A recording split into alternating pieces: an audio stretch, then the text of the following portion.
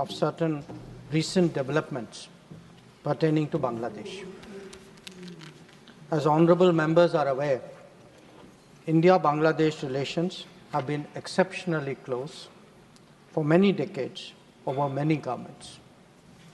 Concern about recent violence and instability there is shared across the political spectrum.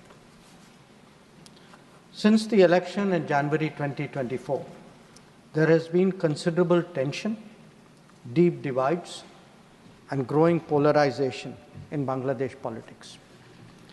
This underlying foundation aggravated a student agitation that started in June this year.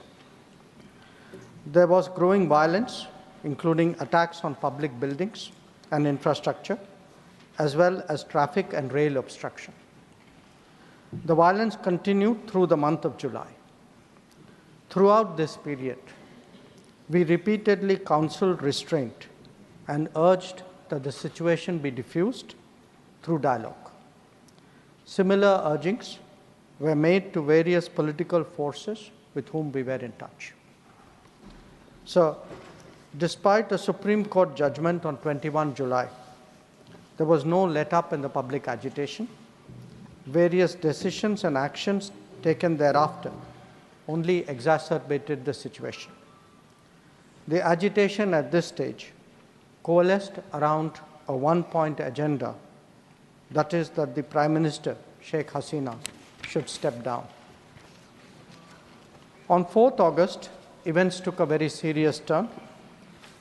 Attacks on the police, including police stations and government installations, intensified even as overall levels of violence greatly escalated.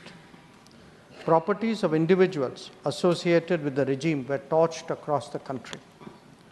What was particularly worrying was that minorities, their businesses and temples also came under attack at multiple locations. The full extent of this is still not clear. So, on 5th August, demonstrators converged in Dhaka despite the curfew. Our understanding is that after a meeting with leaders of the security establishment, Prime Minister Sheikh Hasina apparently made the decision to resign. At very short notice, she requested approval to come for the moment to India. We simultaneously received a request for flight clearance from Bangladesh authorities. She arrived yesterday evening in Delhi. The situation in Bangladesh, sir, is still evolving. The Army Chief, General Waqar-uz-Zaman, addressed the nation on 5th August. He spoke about assuming responsibility and constituting an interim government. We are in close and continuous touch with the Indian community in Bangladesh through our diplomatic missions. There are an estimated 19,000 Indian nationals there, of which about 9,000 are students. The bulk of the students, however, have already returned to India in the month of July on the advice of the High Commission. In terms of our diplomatic presence, in addition to the High Commission in Dhaka, we have assistant High Commissions in Chittagong, Rajshahi, Khulna, and Sylhet.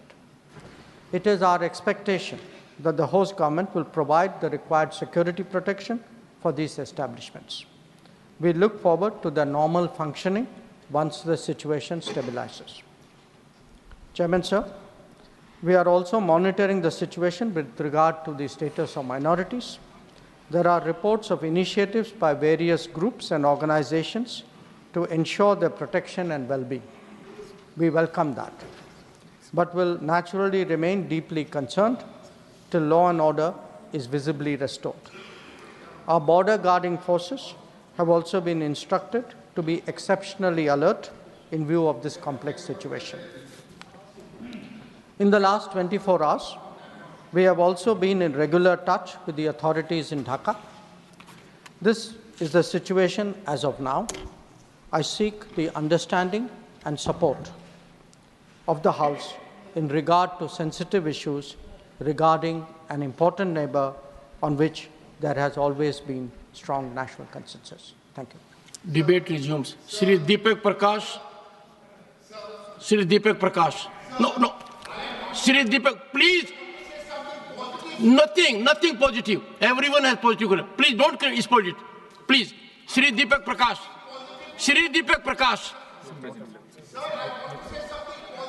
Shri Anil, nothing is going on record. Shri Anil Sukhdev Rao Bonde. What is this? Please understand this. I am shocked. सभापति महोदय, सभापति महोदय, मैं आपका धन्यवाद व्यक्त करना चाहता हूं कि आज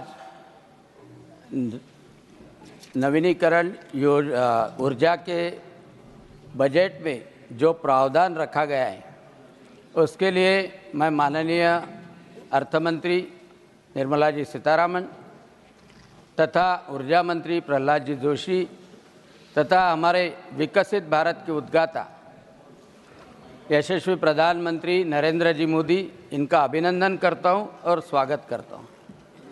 कार्बन न्यूट्रलिटी की तरफ हम 2070 तक हमें पहुंचना है और कार्बन न्यूट्रलिटी अचीव करनी है तो उसमें सबसे महत्वपूर्ण कदम है कि फॉसिल के वजह से जो ऊर्जा का निर्माण होता है वो हमें रिप्लेस करना पड़ेगा। कार्बन इमिशन, CO2 इमिशन कम करना पड़ेगा।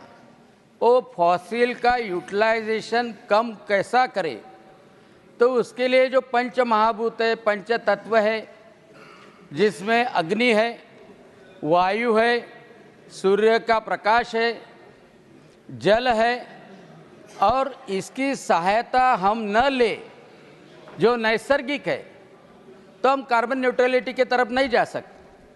और प्रधानमंत्री नरेंद्र जी मोदी, इन्होंने वसुधैव कुटुंबकम एक